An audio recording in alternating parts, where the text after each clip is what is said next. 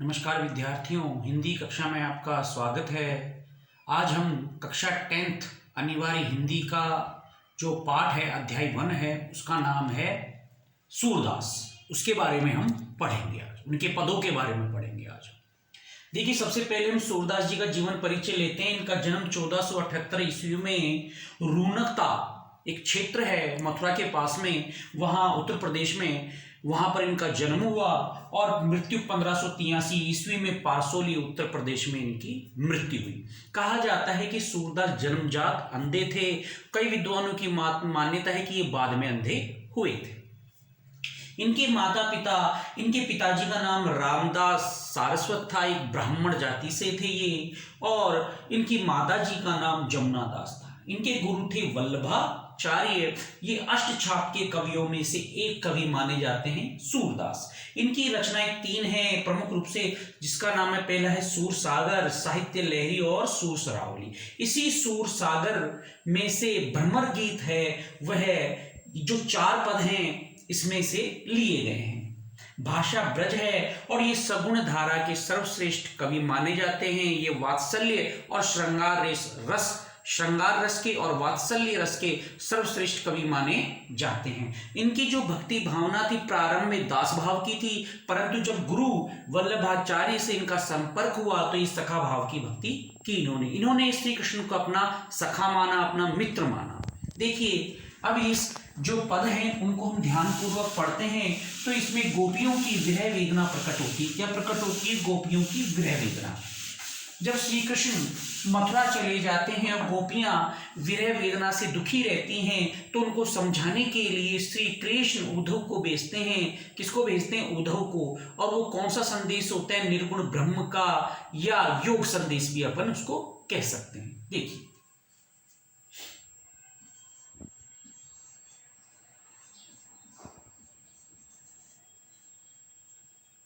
पापी ध्यानपूर्वक पढ़ेंगे अब हम। उद्धो तुम हो अति बड़भागी। बड़भागी होता है भाग्यशाली। कि हे उद्धव, यहां पर गोपियां व्यंग्य कर रही है। किस पर कर रही है? उद्धव पर। यहां पर उद्धव क्या है? एक भ्रमर है। क्या है? भ्रमर। किसका रूप दिया गया है? उसको भ्रमर का रूप दिया गया है। किसका? भ्रमर का। तो यहां पर गोपियां व्यंग्य रूप में उद्धव को कह रही हैं। क्या कह रही हैं? देखिए, हे उद्धव, तुम बड़े भाग्यशाली हो। बड़भागी यानी भाग्यशाली, लेकिन व्यंग्य हो रहा है उसमें। फिर कहती, अपरस रहत स्नेह तगाते नाहिन मन अनुरागी। अपरस रहत स्नेह तगाते नाहिन मन अनुरागी, कि तुम श्री कृष्ण के इतने समीप रहते हुए भी उनके प्रेम बंधन में नहीं बंध पाए। स्नेह तगा यानी प्रेम का बंधन। नाहिन मन अनुरागी, ना ही जो तुम्हारा मन है श्री कृष्ण से बंध पाए। पुरैनी पात रहत जल भीतर तार रस देह न दागी, कि हे उद्धव, तुम्हारी स्थिति तो उस कमल के पत्ते के समान है कि जो जल में रहता है, परंतु उन कमल के पत्तों पर जल की बूंदें स्पर्श नहीं कर पाती। पुरैनी पात का अर्थ होता है कमल का पत्ता। तो पुरैनी पात रहत जल भीतर तार रस देह न दागी, कि हे उद्धव, तुम्हारी स्थिति तो उस प्रकार की है जिस प्रकार कमल का फूल है, जल में रहता है, परंतु उस कमल की पत्तियां जल को तनिक भी स्पर्श नहीं कर पाती, यानी थोड़ी बहुत भी स्पर्श नहीं कर पाती। जो जल महा तेल की गागरी बूंद ने ताप को लागी, कि हे उद्धव, उसी प्रकार जिस प्रकार से यदि तेल से भरे हुए घड़े को या तेल से लगे हुए घड़े को यदि पानी में डुबो दिया जाए तो उस पर जल की बूंदें स्पर्श नहीं कर पाती। तो यहां पर उद्धव को किन रूपों में किस प्रतीक के रूप में बताया? एक तो कमल के पत्ते के समान और एक तेल से भरी हुई गगरी के समान या घड़े के समान। जिस प्रकार कमल का पत्ता जल के अंदर रहता है परंतु उसके ऊपर जल की बूंदें स्पर्श नहीं कर पाती, और तेल से भरी हुई गगरी को यदि जल में डुबो दिया जाए तो उस पर भी जल की बूंदें नहीं ठहरती। उसी प्रकार की स्थिति गोपियां उद्धव की मानती है। फिर आगे कहती हैं कि प्रीति नदी में पाँव न बोरियो दृष्टि न रूप पर आगे, कि हे उद्धव तुम्हें देखकर तो ऐसा लगता है कि तुमने कभी किसी से प्रेम ही नहीं किया, तुमने कभी प्रेम की नदी में पाँव ही नहीं डुबोया। दृष्टि न रूप परागी, और जो तुम्हारी दृष्टि है किसी पर मोहित ही नहीं हुई, इसलिए तो तुम इस योग का संदेश या निर्गुण ब्रह्म का हमको संदेश दे रहे हो। फिर आगे कहते हैं सूरदास अबला हम भोरी गुर चाटी जो पागी, कि हम, गोपियां कह रही है कि हे उद्धव, किसे कह रही हैं? उद्धव को कह रही है कि हे उद्धव, हम तो भोली भाली स्त्री हैं, भोली भाली अबलाएं हैं, हम तो श्री कृष्ण से उस प्रकार प्रेम करती हैं जिस प्रकार एक चींटी गुड़ से प्रेम करती है और वहीं वो मर जाती, उसी प्रकार हम श्री कृष्ण से एक निष्ठ प्रेम करती हैं। यहां पर गुड़ चाटी जो पागी में उपमालंकार है और प्रीति नदी, प्रीति नदी में यहां पर रूपक अलंकार है। प्रीति नदी में कौन सा है? रूपक है, और गुड़ चाटी जो पागी में उपमालंकार है। ब्रज भाषा का इसमें सुंदर प्रयोग किया गया है और ये छंद का सुंदर प्रयोग किया गया है, अर्थात जिनके पदों को गाया जा सके। फिर देखते हैं मन की मन ही माज रही,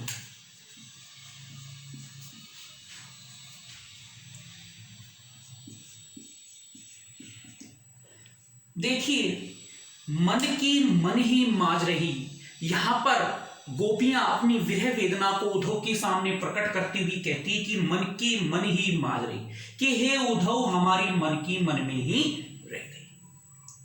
कहिए जाई कौन पे उद्धव नाही परत कही परते कथा, कि हे उद्धव हमारी मन की मन में ही रह गई, हमने सोचा था कि श्री कृष्ण आएंगे और हमारी विरह व्यथा को सुनेंगे, हम उनको हमारी विरह कथा को सुनाएंगे, परंतु हे उद्धव तो श्री कृष्ण आए नहीं, अब हम अपनी विरह कथा किसे सुनाएं। अवधि आधार आस आवन की तामन तामन बिथा सही, बिथा यानी व्यथा या पीड़ा, की अवधि आधार, कि हमने श्री कृष्ण के आने के समय को देखकर इस विरह वेदना को सहा, इस पीड़ा को सहा, कि श्री कृष्ण आएंगे एक दिन और हमारी विरह वेदना को दूर करेंगे, इसी के सहारे हमने इस विरह वेदना को सहा। अब इन जोग संदेशनी सुनी सुनी बिरहनी बिरह दही, अब आपके इस योग संदेश को सुनकर हमारी विरह अग्नि और भड़क गई है, यानी विरह जो की पीड़ा थी गोपियों की वो अत्यधिक हो गई है। चाहती हुती गुहारी जीते ते उत्ते धार बही, कि जहां से हमको सहायता मिलने की आशा थी ना, अब उसी स्थान से निर्गुण ब्रह्म की ऐसी धारा बह रही है कि जो हमारे प्राण लेकर ही रही। सूरदास अब धीर धरिए क्यों मर्यादा न लही, मर्यादा यानी मर्यादा। सूरदास जी कहते हैं कि माध्यम से, गोपियों के माध्यम से कह रहे हैं कि हे उद्धव, कि हे उद्धव अब हम धीर यानी धैर्य धारण नहीं कर सकते, श्री कृष्ण ने मर्यादा पूर्वक कार्य नहीं किया। फिर तीसरा पद देखिए,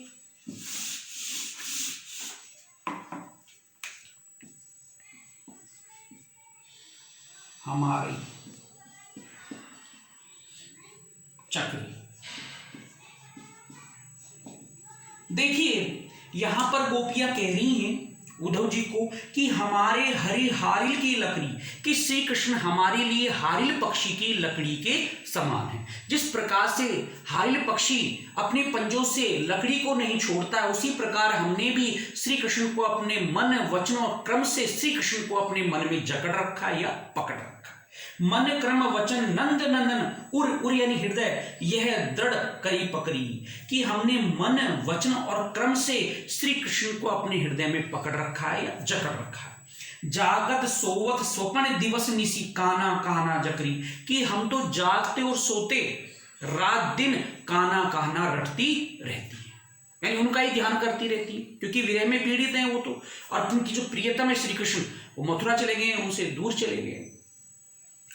सुनत जोग लागत है ऐसो जो करुई ककरी, कि हे उद्धव तुम्हारे इस योग संदेश को सुनकर हमको ऐसा लगता है कि ये तो कड़वी ककड़ी के समान है, जिसको खाया नहीं जा सकता, ग्रहण नहीं किया जा सकता। यहां पर उपमालंकार जो करुई ककरी में उपमालंकार है।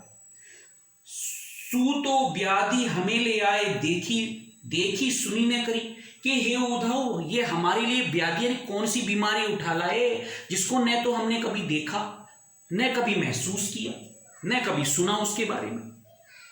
यह तो सूर्य तीनही ले सोपो जिनके मन चक्री, कि यहां पर सूरदास जी गोपियों के माध्यम से उद्धव जी को कह रहे हैं कि यह तो ऐसे लोगों को संदेश दो जिनके मन चक्री हैं, अस्थिर हैं। हम तो श्री कृष्ण से अटूट प्रेम करते हैं, एक निष्ठ प्रेम करते हैं। यहां पर गोपियों का एक निष्ठ प्रेम दृष्टिगोचर होता है, दिखाई देता है। और मन चक्री यानी चंचल होना, यहां पर लोकोक्ति का सुंदर प्रयोग किया गया है। अब चौथे पद पे देखते हैं हरि सताए। देखिए हरि है राजनीति पढ़ाए। एक सखी दूसरी सखी से कह रही है, आपस में वार्तालाप हो रही है कि एक सखी दूसरी सखी से कहती है कि हे सखी हरि है राजनीति पढ़ाए। तो क्या कह रही है कि हे सखी श्री कृष्ण ने राजनीति पढ़ ली है। क्या पढ़ ली है? राजनीति। समझी बात कहत मधुकर के समाचार सब पाए, कि श्री कृष्ण ने राजनीति पढ़ ली है। पहले ही चतुर थे, अब तो वो राजनीतिज्ञ बन गए हैं। समझी बात कहत मधुकर के समाचार सब पाए, कि हे सखी आपने ये उद्धव जो संदेश लेकर आया निर्गुण ब्रह्म का, ये योग संदेश लेकर आया है, आपने समझा? आपको समझ में आया कि ये क्या संदेश है, ये निर्गुण ब्रह्म क्या है? एक अति चतुर होते पहले ही अब गुरु ग्रंथ पढ़ाए। श्री कृष्ण तो पहले ही चतुर थे, अब तो उन्होंने गुरु ग्रंथ और पढ़ लिया, तो और भी अत्यधिक चतुर हो गए। इसीलिए तो उन्होंने हम जैसी नवयुवतियों के लिए क्या भेजा? योग संदेश भेजा। एक बड़ी बुद्धि जानी जो उनकी योग संदेश पठाए नहीं भेजा, कि उनकी बढ़ी हुई बुद्धि का अनुमान तो इसी बात से लगाया जा सकता है कि हम जैसी युवतियों के लिए उन्होंने योग संदेश भेजा। यहां पर व्यंग्य कर रही हैं एक तरीके से श्री कृष्ण पर। ऊधो भले लोग आगे के परहित ढोलक दाए, कि यहां पर गोपियां कह रही है, उद्धव को कह रही हैं अब कि हे उद्धव जो भले लोग थे ना पुराने जमाने के, वो दूसरों की भलाई के लिए दौड़ते फिरते रहते थे, उनकी भलाई करते रहते थे। परंतु हे उद्धव आज के जमाने के आप हो कि हमको दुख देने के लिए आप इतनी दूर चले आए। अब अपने मन फेरे पाइए चलत जू होते चुराए, कि हे उद्धव हमें तो कुछ भी नहीं चाहिए, हमें तो हमारा मन वापिस चाहिए, जिसे श्री कृष्ण अपने साथ मथुरा चुरा कर ले गए। ते क्यों अनीति करे आपनो जे और अनीति छुड़ाए, कि श्री कृष्ण तो स्वयं तो कोई अच्छा कार्य करते नहीं, नीतिपूर्वक कार्य करते नहीं, अन्याय ही करते हैं, और दूसरों को भी नीतिपूर्ण कार्य नहीं करने देते। राजधर्म तो यही सूर जो प्रजा ने जाहि सताए।